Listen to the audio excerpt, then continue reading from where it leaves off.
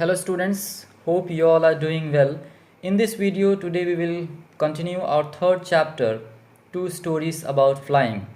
तो स्टूडेंट्स पिछले वीडियो में हमने देखा फर्स्ट पार्ट को, जो हमारा पहला भाग था इस स्टोरी में हिज फर्स्ट फ्लाइट, इसका हमने एक पैराग्राफ डिस्कस किया था। एंड आज के इस वीडियो में हम लोग फर्दर पार्ट डिस्कस करेंगे और देखेंगे स्टोरी हमारा कैसे आगे मूव होता है। So please turn with me to page number 33। Page number 33 से हम लोग फोर्थ लाइन से डिस्कस करेंगे आज। दैट वाज 24 आवर्स अगो, यानी कि ये सब जो घटना है कि यंग सीगल जो है वो अपने लेज पे यानी अपने कगार पे वो अकेला था और उसके जो two brothers and his sisters जो थे वो ऑलरेडी वहाँ से उड़ चुके थे एंड हिज पेरेंट्स वो भी जो है वो लेज छोड़ के ऑलरेडी जा चुके थे। एंड इसको थ्रेटन भी किए थे कि अगर तुम वहाँ से नहीं उड़ोगे तो क्या हो जाएगा, यू हैव टू स्टार्व, यानी कि तुम्हें भूखे रहना पड़ेगा। तो ये सब जो धमकियाँ है उसे मिल चुकी थी और पिछले 24 आवर्स से उसके पास जो है कोई भी नहीं आया था। Since then nobody had come near him, यानी कि लास्ट 24 आवर्स तक उसके पास कोई भी नहीं आया था। द डे बिफोर, एक दिन पहले, ऑल डे लॉन्ग, यानी कि पूरे दिन, he had watched his parents flying about with his brothers and sisters, यानी कि he had watched his parents, उसने देखा कि उसके जो पेरेंट्स हैं, उसके जो माता पिता है वो उड़ रहे थे किसके साथ, flying about with his brothers and sisters, यानी कि उसके जो भाई थे और उसके बहन थे उसके साथ जो है इसके पेरेंट्स उड़ रहे थे। Perfecting them in the art of flight, यानी कि उसको क्या कर रहे थे, उसको परफेक्ट कर रहे थे, यानी कि कैसे उड़ना है। जो माता पिता है वो जो मदर और फादर जो सीगल थे वो छोटे अपने जो बच्चे को उन्हें कैसे उड़ना है, तो उनको प्रॉपर उड़ने के लिए वो जो है उन्हें परफेक्ट कर रहे थे। Perfecting them in the art of flight, यानी कि उसकी जो उड़ने की कला है उसको सिखा रहे थे। Teaching them how to skim the waves, skim का मीनिंग होता है to move lightly just above a surface, यानी कि समुद्र के ऊपर पानी के ऊपर उड़ना या जस्ट उसको टच करके, पानी को टच करके फिर से उड़ जाना। तो इस तरीके से वो उन्हें उड़ा रहे थे। तो ऑलरेडी हमने देखा कि सीगल जो है वो समुद्री इलाका में रहता है, तो ये जो है उस तरीके का कला जो है इनको सिखा रहे थे। Teaching them how to skim the waves and how to dive for fish, यानी कि कैसे वेव के ऊपर उड़ना और उसके साथ जो है मछली को कैसे पकड़ना है, डाइव करना है, डाइव फॉर फिश, और उसे अपने भोजन को कैसे ढूंढना है, ये सब चीज़ जो है मदर और फादर सीगल जो है सिखा रहे थे इनको। फर्दर है, he had in fact seen his older brother catch his first herring and devour it। तो स्टूडेंट्स यहाँ पे हमें पता चलता है कि इसके जो यहाँ पे जो यंग सीगल जिसका स्टोरी हम लोग पढ़ रहे हैं, तो इस लाइन से हमें ये पता चलता है कि उसका जो यहाँ पे दो ब्रदर्स है उसमें एक जो है इससे तो डेफिनेटली बड़े हैं, क्योंकि यहाँ पे लिखा हुआ है he had in fact seen his older brother, यानी कि जो इससे बड़े थे, कैच हिज फर्स्ट हियरिंग। तो हियरिंग क्या है स्टूडेंट्स, यहाँ पे a soft fine sea fish, एक तरह का एक काइंड ऑफ मछली है। तो ये देख रहा था कि कैसे उसका जो भाई है वो कैसे एक हियरिंग यानी कि एक तरह का मछली जो है वो कैसे उसको पकड़ रहा है। And devour it, devour means क्या होता है स्टूडेंट्स, जब हम काफ़ी भूखे होते हैं, to eat something quickly because you are very hungry. ठीक है, जब हम भूखे होते हैं तो किसी चीज़ को जब हम फटाफट खाते हैं, लपक लपक के खाना, उसको हम कहते हैं डिवोर इट। तो इसका जो एल्डर भाई है, एल्डर ब्रदर है, वो एक तरह का मछली पकड़ रहा है और उसको फटाफट जो है वो खा रहा है। Standing on a rock while his parents circle around rising A proud cackle, और कहाँ पे खड़ा है, एक पत्थर पे खड़ा है, standing on a rock while his parents circle around him, और तब तक उसके जो पेरेंट्स हैं, जो फादर और मदर सीगल है, वो आते हैं और चारों तरफ क्या होते हैं, उसको सर्किल करके और वहाँ पे उड़ने लगते हैं। राइजिंग ए प्राउड कैकल, प्राउड मीन्स उन्हें काफ़ी गर्व हो रहा है, और कैकल जो है वो साउंड है, वो आवाज़ प्रोड्यूस कर रहे हैं कि देखो मेरा बच्चा जो है कितना बड़ा हो गया। Means they were feeling proud, उन्हें काफ़ी गर्व महसूस हो रहा है अपने बच्चे को देख करके कि जो मेरा बच्चा है वो कैसे अभी फिश को पकड़ना सीख लिया और वो अभी कितना बड़ा हो गया। And all the morning the whole family had walked about on the big plateau, यानी कि सुबह सुबह के समय तक जो पूरा फैमिली है वो सब कहाँ चले गए थे, walked about on the big प्लेटू, एक प्लेट्यू पे चले गए थे। तो स्टूडेंट्स, प्लेट्यू क्या होता है, a large high area of land, यानी कि ऊंचाई पर स्थित फैली हुई समतल जो भूमि होता है उसको हम कहते हैं प्लेट्यू। तो इसके जो होल फैमिली थे, जो पूरे परिवार थे, वो कहाँ पे चले गए थे, एक बिग प्लेट्यू पे चले गए थे। मिडवे डाउन, जो बीचों बीच उस अपोजिट क्लिफ के तरफ था, यानी कि वो जहाँ पे यंग सीगल था ठीक उसके अपोजिट, उसके सामने एक दूसरा बड़ा सा चट्टान रहा होगा, वहाँ पे ये लोग चले गए थे, जो पानी के बीच मीन्स पानी से थोड़ा ऊपर था, वहाँ पे ये लोग चले गए थे, उसके जो होल फैमिली थे। Opposite cliff, taunting him with his cowardice. तो स्टूडेंट्स, टॉन्टिंग मीन्स क्या होता है, टॉन्टिंग मीन्स होता है ना किसी को जब ताना मारते हैं, तो इसके जो पेरेंट्स थे इसको क्या कर रहे थे, टॉन्ट कर रहे थे, इसको ताना दे रहे थे। क्यों? क्योंकि ये काफ़ी कायर था, ये उड़ नहीं पा रहा था, तो इसको कायरता के कारण इसको जो इसके पेरेंट्स है इसको टॉन्ट कर रहे थे। फर्दर हम देखते हैं यहाँ पे क्या है, the sun was now ascending the sky. अब हमें पता चल रहा है कि असेंडिंग मीन्स होता है चढ़ना और डिसेंडिंग मीन्स उतरना। तो अभी सवेरा खत्म हो गया था, सूरज जो है वो काफ़ी निकल चुका था। Blazing on his ledge that faced the south, यानी ब्लेजिंग मीन्स क्या होता है यहाँ पे, काफ़ी जो गर्मी होता है हम उसको कह सकते हैं, टू बी एक्सट्रीमली ब्राइट या टू शाइन ब्राइटली। तो सन जो है वो काफ़ी तेज था और इससे जो है काफ़ी गर्मी फील हो रही थी। और लेज जो है वो किस डायरेक्शन में था, वो साउथ डायरेक्शन में था। His ledge that face the south, तो साउथ डायरेक्शन में था। सूर्य जो है वो और हमने देखा कि वो असेंडिंग हो रहा था और काफ़ी गर्मी था, यानी कि सूर्य की गर्मी बहुत ज़्यादा थी, तो इसे गर्मी भी लग रहा था। He felt the heat because he had not eaten since the previous nightfall। अब इसे जो है काफ़ी गर्मी लग रही थी, इसे काफ़ी हीट महसूस हो रहा था। क्यों? क्योंकि ये प्रीवियस नाइटफॉल यानी एक रात पहले जो उसने खाया था उसके बाद से इसने कुछ नहीं खाया था। दैट्स वाई उसे क्या हो रही थी, काफ़ी गर्मी भी लग रही थी और वो काफ़ी भूखा भी था।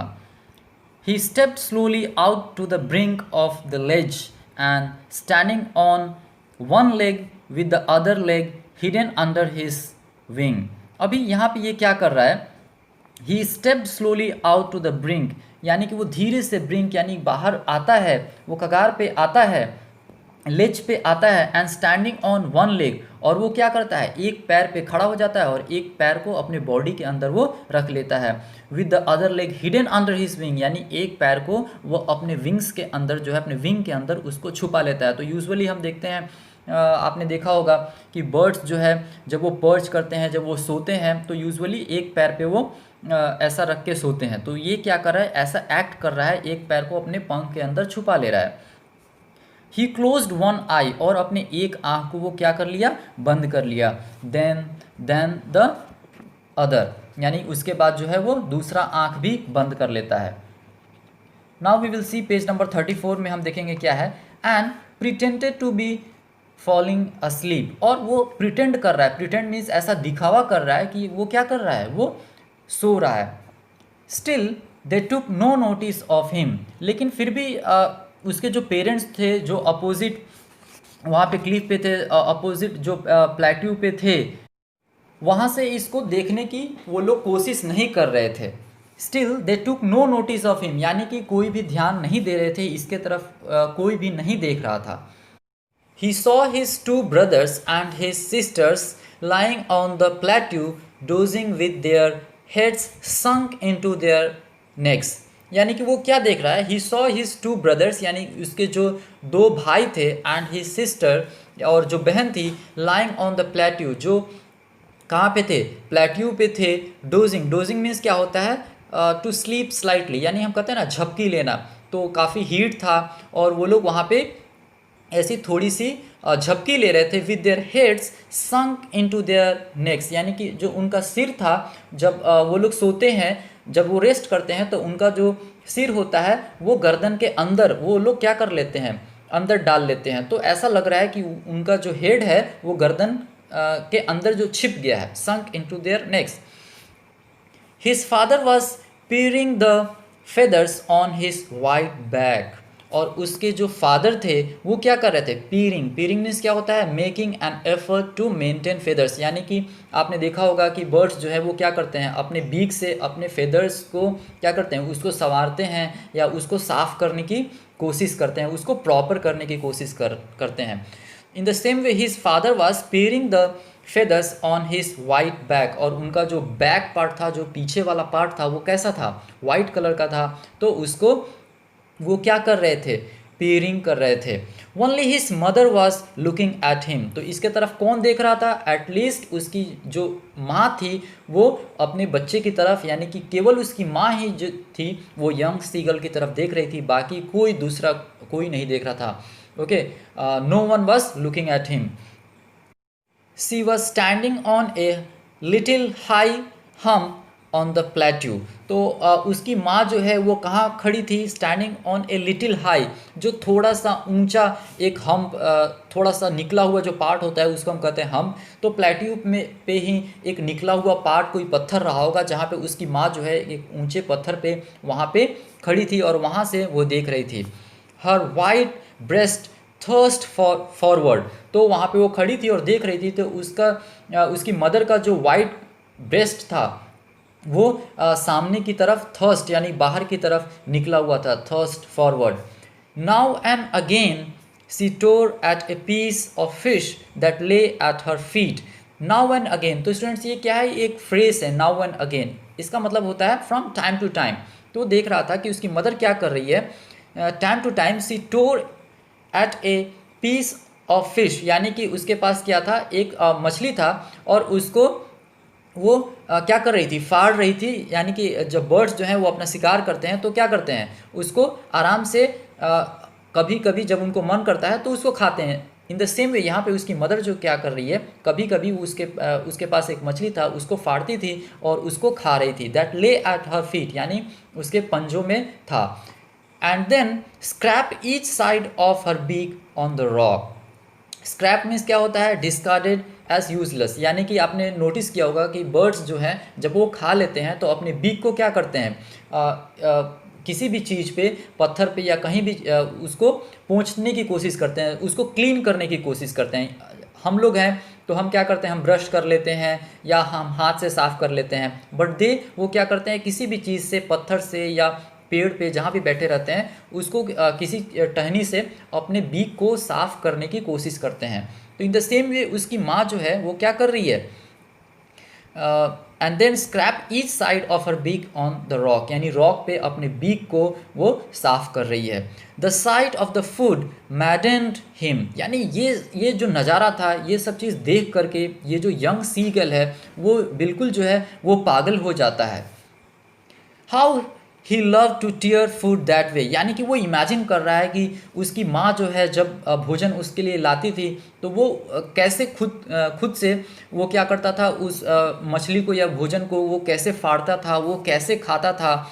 स्क्रैपिंग हिज बीक, और जैसे उसकी माँ देख रहा था कि उसकी माँ जो बीक को कैसे साफ कर रही थी, इन द सेम वे वो भी खाने के बाद क्या करता था? अपने बीक को पत्थर से, रॉक से वो क्या करता था? स्क्रैप करता था।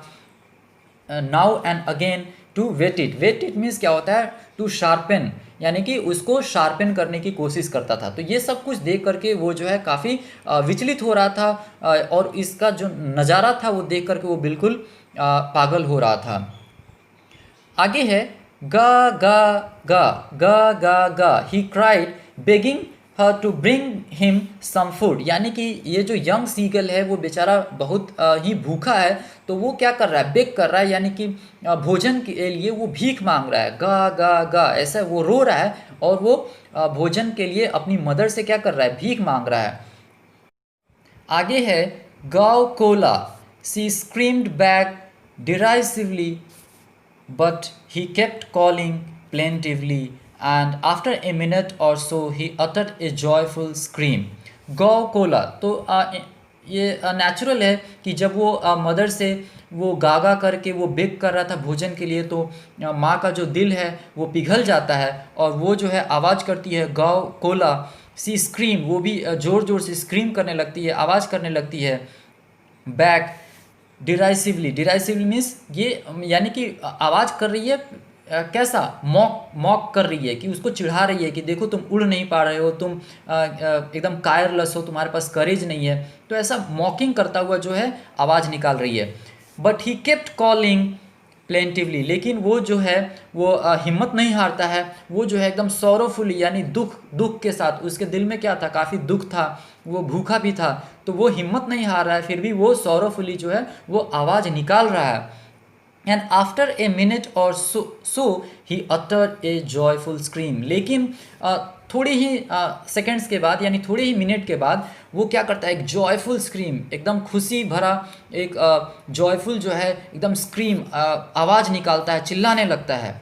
His mother had picked up a piece of fish and was flying across to him, यानी कि उसने देखा, यंग सीगल ने देखा कि उसकी माँ जो है क्या पिक की, एक पीस ऑफ फिश, एक मछली का टुकड़ा जो है अपने चोंच में उसको पिक करती है, and was flying across to him, यानी माँ जो है उसके तरफ, यंग सीगल की तरफ उड़ करके आ रही थी। तो students today I will stop till here. I hope कि आपको यहाँ तक समझ में आ गया होगा और स्टोरी काफ़ी इंटरेस्टिंग है। So just go through the remaining part of the story. अगले वीडियो में हम इस स्टोरी का अगला पार्ट देखेंगे। सो आई होप कि यहाँ तक आपको समझ में आ गया होगा, but still if you have any doubt you can contact me personally, and I would suggest you to read the story once and underline all the hard words, write down the meaning in your textbook so that as I teach you, you will have a better understanding. So students, that's all for today. Have a nice day. Thank you.